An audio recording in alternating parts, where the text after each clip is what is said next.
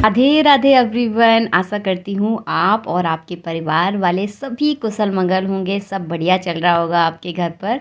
और आज मैं आप सभी के साथ शेयर करूँगी अपने पूरे दिन का रूटीन। तो पूरे दिन में मैं क्या क्या करती हूँ थोड़ा थोड़ा आप सबको इस वीडियोस में दिखाऊंगी। तो अभी सुबह का टाइम हो गया है, घर का जितना भी काम होता है ना, झाड़ू पोछा क्लीनिंग वगैरह सब कुछ हो चुकी है।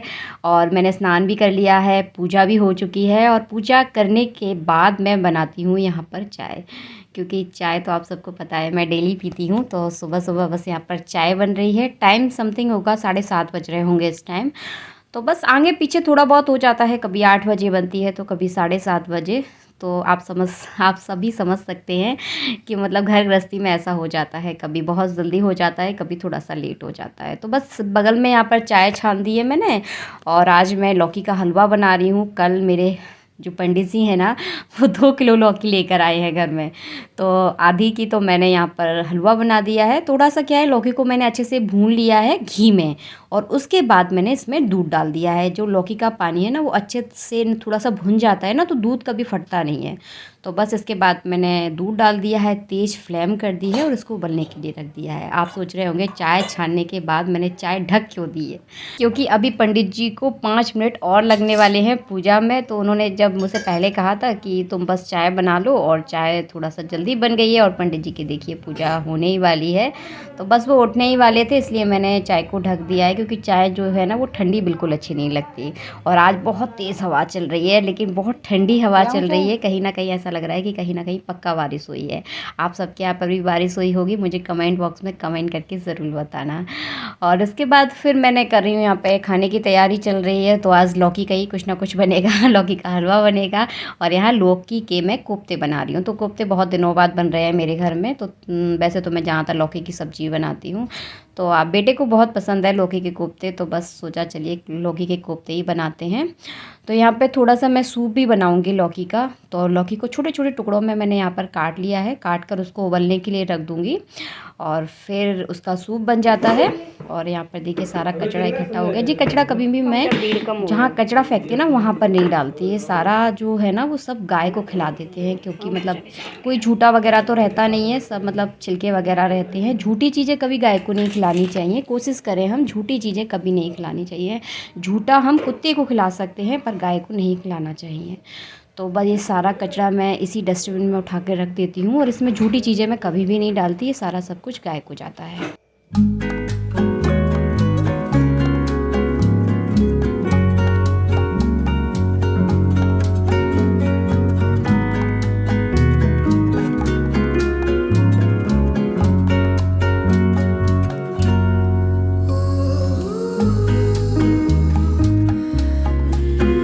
तरह से लॉकडाउन में घर के काम चल रहे हैं। पंडित जी भी आजकल घर पर ही हैं, तो बस इस समय वो पूजा करते हैं, तो वो वहाँ पर पूजा कर रहे हैं। बेटा भी अपनी राइटिंग कर रहा है, और मैं बस यहाँ पर खाने की तैयारी करती हूँ। तो नाश्ता आजकल नहीं बनाती, क्योंकि 8 बजे हम लोगों ने चाय पी, उसके बाद बस खाना बनाने कोई काम रहता नहीं है, तो उसके बाद सीधे खाना बना लेती हूँ, क्योंकि फिर नाश्ता बनाने का कोई मतलब नहीं बनता है।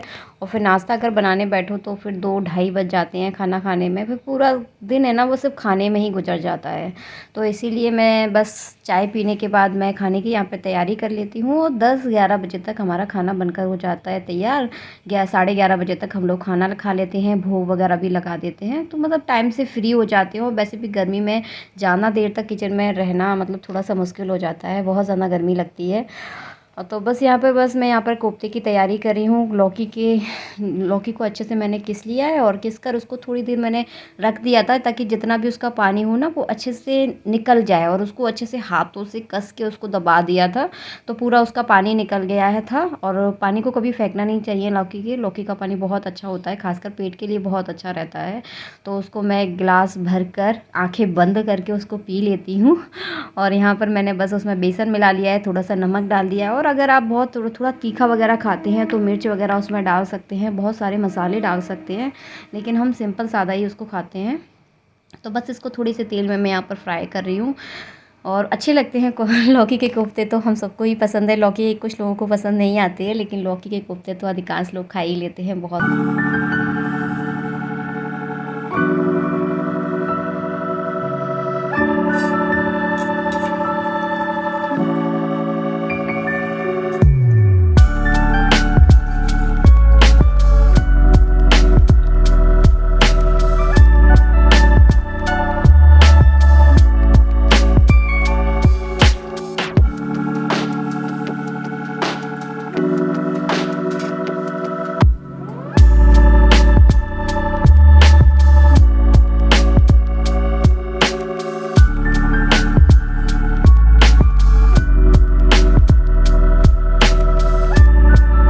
तेल में मैं यहाँ पर मूंग की दाल के पापड़ को तल रही हूँ। तले हुए पापड़ मुझे ज़्यादा अच्छे लगते हैं मूंग की दाल के। वैसे मूंग की दाल के पापड़ तो ऐसे ही आग के ऊपर ऐसे ही भून लो तो भी अच्छे लगते हैं। और बस इसी तेल में मैं थोड़ा सा जीरा डाल दूँगी, सारे मसाले डाल दूँगी, हरी मिर्ची, हींग वगैरह डालकर थोड़ा सा टमाटर का पेस्ट इसमें डाल दूँगी। पिसे हुए टमाटर सही रहते हैं कोफ्ते की सब्ज़ी में अगर बनाते हैं। अगर पीसने की कोई व्यवस्था नहीं है तो कोई दिक्कत नहीं है, आप छोटे छोटे उनको बारीक बारीक कट कर लीजिए और इसी तेल में उन्हें बघार दीजिए, वो भी सही रहता है। उसमें आप कसूरी मेथी ज़रूर डालें। कसूरी मेथी से भी इसमें बहुत अच्छा जो स्वाद होता है ना, वो बहुत अच्छा आता है। और मैं हमेशा कम तेल में सब्ज़ी बनाती हूँ, जैसे कि आप लोग देख ही रहे हो तेल थोड़ा सा सही नहीं रहता है, तो तेल थोड़ा सा कम ही यूज़ करना चाहिए। उसके बाद मैंने यहाँ पे दही डाल दिया है। दही से भी बहुत अच्छा स्वाद आता है और तेल जो है तो होता है ना, जितना भी हमने इसमें ऑयल डाला है पूरा एकदम सेपरेट हो जाता है, तो सब्ज़ी जो है ना वो देखने में बहुत अच्छी लगती है। सब्ज़ी बनने के बाद बस मैंने रोटियां सेकी और सबसे पहले जो थाली होती है वो हमेशा मैं भूख की लगाती हूँ। और फिर उसके बाद हाल की साथ में किचन को साफ़ करके रख देती हूँ, क्योंकि किचन जो है ना वो गंदी बिल्कुल अच्छी नहीं लगती। और कभी कभार जब मैं बहुत ज़्यादा थक जाती हूँ, जब कभी छोड़ भी देती हूँ, तो ऐसा कुछ नहीं है। लेकिन बस आज अभी हमने खाना नहीं खाया है, सिर्फ भोग लगा दिया है मैंने और अभी खाना एक साइड रख दिया है मैंने। और अभी पूरी मैं किचन को अच्छे से साफ़ करूँगी, क्योंकि पंडित जी को उठने में थोड़ा सा भी टाइम लगने वाला है। तो उन्होंने मुझसे बोला कि मुझे 15 मिनट लगेंगे पूजा से उठने में। तो मैंने जब सोचा जब तक मैं फ्री हूँ, जब तक मैं पूरी अच्छे से किचन ही साफ़ कर दूँ, तो जितना काम हो जाए उतना अच्छा है। फिर क्यों एक बार अगर हम लेट जाते हैं ना, आराम करने बैठ जाएं, तो काम करने का बिल्कुल मन नहीं करता। और यहाँ पे देखिए पूजा कर रहे हैं पंडित जी। अंगद वचन विनीत सुन रघुपति करुणासीव, प्रभु ढाय लायऊ सजल नयन राजीव, मेरे और माल बसन मने बाल तनह पहराए, विदाकीन भगवान तब बहु प्रकार समझाए। पंडित जी का चल रहा है यहाँ पर रामायण का पाठ। पंडित जी डेली 1 घंटा रामायण ज़रूर पढ़ते हैं। किसी ने मुझसे पूछा था कि पंडित जी कौन कौन सी पूजा करते हैं, तो उनकी बहुत सारी पूजा हैं और उन पूजाओं का जो एक हिस्सा है वो रामायण भी है। रामायण भी वो 1 घंटा डेली पढ़ते हैं, चाहे उन्हें जब भी टाइम मिले। अगर उनको दोपहर में भी टाइम मिलता है ना, तो दोपहर में भी वो 1 घंटा रामायण ज़रूर पढ़ते हैं। तो बस अभी मैं यहाँ पर खाना बना रही थी किचन में, तो वो फ्री थे इस टाइम, और इस टाइम तो ज़्यादातर हम सभी लोग फ्री हैं।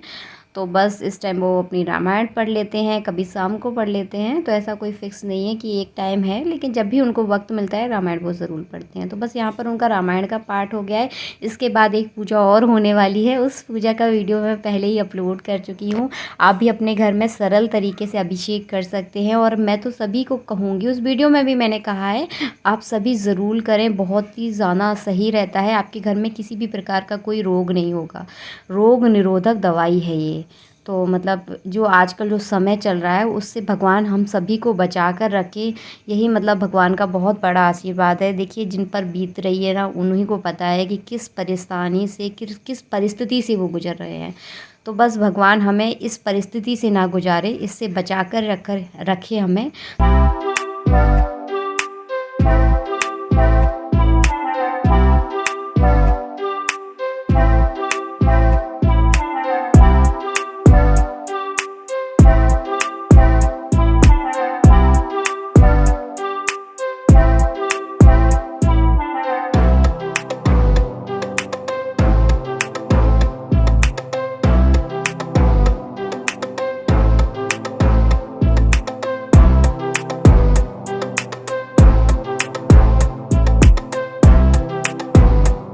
समय टाइम हो रहा है 3 बज रहे हैं। तो बस 3 बजे से पंडित जी के यहाँ पे पूजा स्टार्ट हो गई है, साइड में ही वो पूजा कर रहे हैं।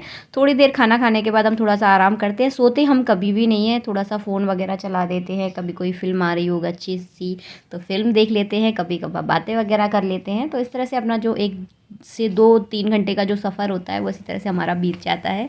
इसके बाद मैं यहाँ पर कुछ कपड़े वगैरह सिल रही थी, अक्षय तृतीया के दिन के लिए सिल रही हूँ। तो वो मैं आप वीडियो बनाऊंगी तो वो आपको दिखाऊंगी कि क्यों सिले हैं मैंने ये कपड़े। और यहाँ पे देखिए दोनों की यहाँ पर पूजा हो रही है। बेटा अपना शिव पुराण पढ़ रहा है और पंडित जी अपना पाठ कर रहे हैं। तो सुबह और शाम का जो वक्त होता है वो पूजा पाठ में ही हमारे यहाँ बीतता है। तो यहाँ पर दोनों यहाँ पर पूजा कर रहे हैं और मैं बना रही हूँ यहाँ पे खाने की यहाँ पे तैयारी कर रही हूँ। शाम को मैंने यहाँ पे खिचड़ी बनाई है। शाम को अक्सर हम लोग हल्का फुल्का ही खाते हैं, तो मूंग की दाल और चावल की यहाँ पर मैंने खिचड़ी बनाई है। है। खिचड़ी तो आप सबको ही आती होगी बनाना, बहुत सिंपल सादा रहती है। जब भी कुछ बनाने का मन ना करे ना, तो बस खिचड़ी बना लीजिए। और बस वीडियो को करूँगी यहीं पर एंड। तो इसी तरह से हमारे जो लॉकडाउन का जो समय है वो इसी तरह से गुजर रहा है। कभी भी बोरियत महसूस कभी नहीं होती, क्योंकि परिवार के साथ हमेशा अच्छा ही लगता है और बहुत अच्छे से हमारे दिन गुजर रहे हैं। आई होप आप सब भी बहुत बढ़िया होंगे।